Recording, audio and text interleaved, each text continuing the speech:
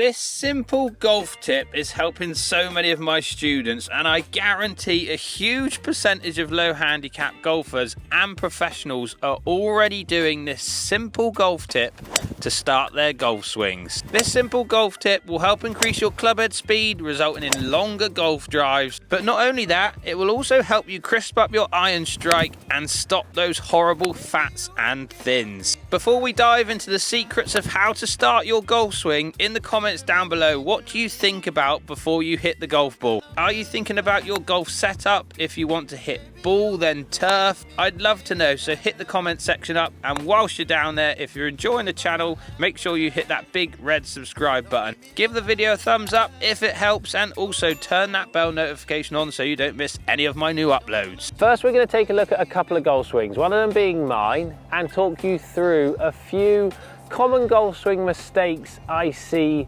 on a daily basis. So here's me on the right and one of my students on the left. This all looks a little bit confusing, but don't worry, we're going to make this as simple as possible. Take a look at the little heat maps on the bottom of the screen. They look like rainbowy colours. You've got red, blue, green all in there. This is the pressure that we're putting into the ground with each foot. And as you look at it, left side one is your left foot, right side one is your right foot. Not how you're seeing it on the screen in our swing, so don't get confused by that. Take a look at my student. Building up to his swing, he's pretty much 50-50 throughout, and then as he takes the club away, he starts to increase pressure onto his back foot and then transfers it onto his front foot. Me, however, and this is where how to start your golf swing is so important, because with so many of my students, I see this having such a positive chain reaction further on down the swing sequence, is the ability to become more athletic, more dynamic at the start of your swings.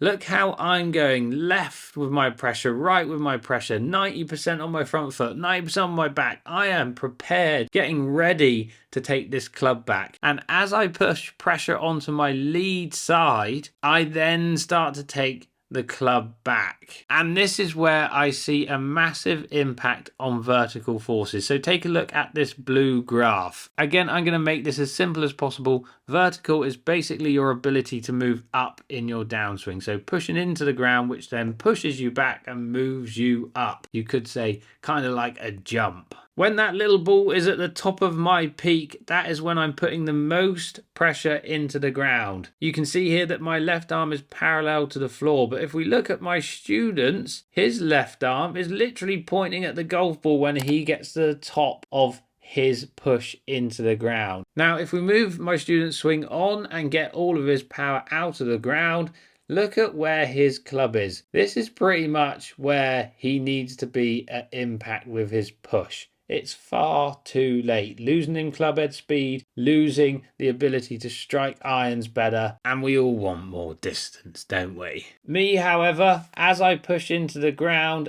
and now start to push out, you can see that I get out of my vertical before I've even hit the golf ball. So you could say it's a little bit too early, but all that power is coming out, going to the end of that club head, speeding my club head speed up, increasing my ability to hit the ball harder, increase ball speed, increase distance, and so on. I see this so often in my lessons, the inability to get that power to the end of the golf club. So how do we go about changing these common golf swing mistakes? Number one is simple. We need to get you moving around, using the ground a bit more.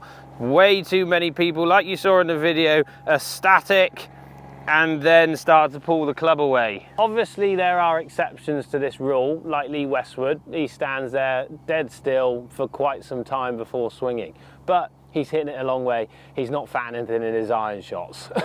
But remember, if you want to start hitting some longer drives and start crisping up your iron shots, let's get you moving around. And like we saw in the video, I see so many people static and then moving their horizontals way too much. So you see backswing positions like this.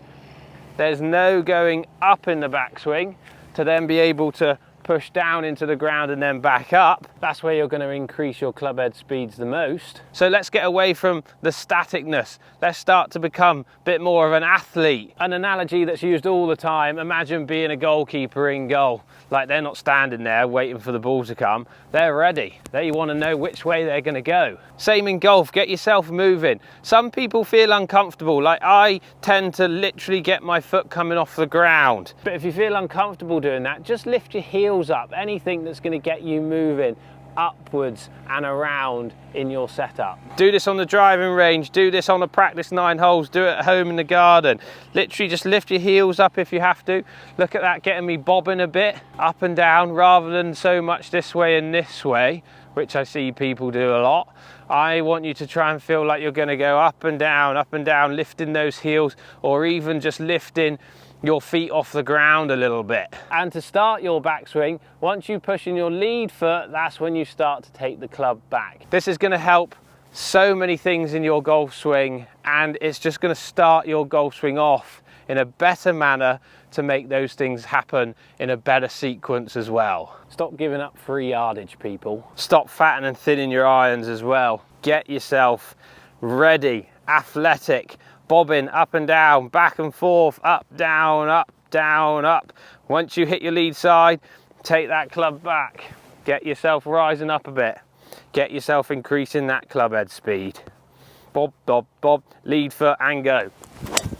Let me know in the comments down below if this helps. Get your golf swings starting correctly to help your sequencing throughout the rest of your swing. Thanks all for watching, and if you're enjoying the channel, make sure you hit that big red subscribe button. Hit the thumbs up if this golf drill helps, and make sure you turn that bell on so you get notified of when I upload all my new videos. Thanks all for watching, hope that helps. See you in the next one.